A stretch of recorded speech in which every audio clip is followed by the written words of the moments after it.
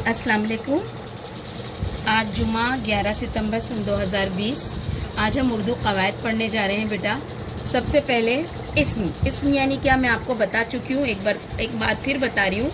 किसी शख्स, चीज़ या जगह वगैरह के नाम को इस्म कहते हैं। कोई भी इंसान का नाम, किसी शख्स का नाम, चीज़ का नाम, जगह का नाम जो रहती है वो इस्म कहलाती है। इस्म यानी किसी भी चीज़ का नाम। इस्म की दो किस्में हैं, इसमें आम और इसमें खास।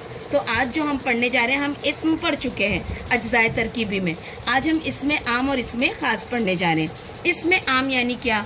इसमें आम यानी अगर किसी इस्म से खास शख्स, खास चीज़ या खास जगह की पहचान नहीं होती तो उसे हम इसमें आम कहते हैं। मसलन शायर, अदीब, किताब, मस्जिद, कस्बा, घर, स्कूल, जलसेगाह, बाग, कपड़ा, अखबार, पैसे वगैरह। इसमें आम यानी कोई भी आम चीज। अब शायर यानी कोई भी शायर हो सकता है, अदीब यानी कोई भी मुसन्निफ अदीब हो सकता, किताब यानी कोई भी किताब, मस्जिद, इससे अपने को कोई स्पेसिफिक मस्जिद नहीं मालूम पड़ती, कोई भी मस्जिद, कोई भी कस्बा, कोई भी, किसी का भी घर, कोई भी स्कूल, समझ गए? तो ऐसा नाम, ऐसे जगह का नाम या ऐसी कोई चीज या ऐसे किसी शख्स का नाम जिससे कोई खास पहचान नहीं मालूम होती है, उसे इसमें आम कहते हैं। इसमें खास यानी क्या?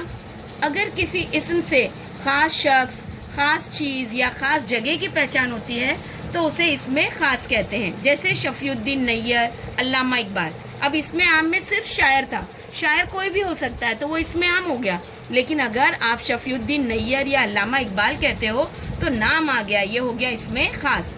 फिर है डॉक्टर जाकिर हुसैन। अब अदीब, अदीब यानी कोई भी अदीब हो सकता है, लेकिन पूरी जो कढ़ाई से निकल भागी इसके अदीब मुसन्निफ कौन है? डॉक्टर जाकिर हुसैन।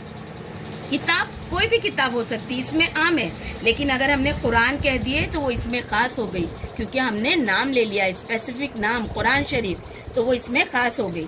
अब है स्कूल, कोई भी स्कूल हो सकती है, लेकिन अगर मैंने बोल दी बांद्रा उर्दू प्राइमरी स्कूल तो आपकी स्कूल का नाम हो गया, तो यानी ये इसमें खास हो गया।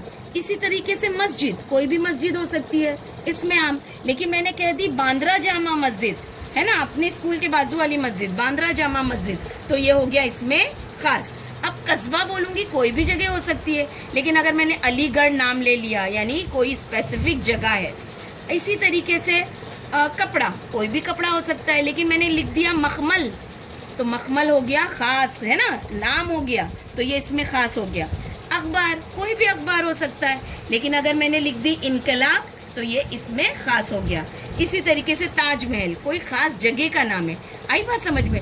तो कोई खास शख्स का नाम हो, चीज का नाम हो, जगह का नाम हो जिससे खास पहचान मिलती है तो वो इसमें खास है।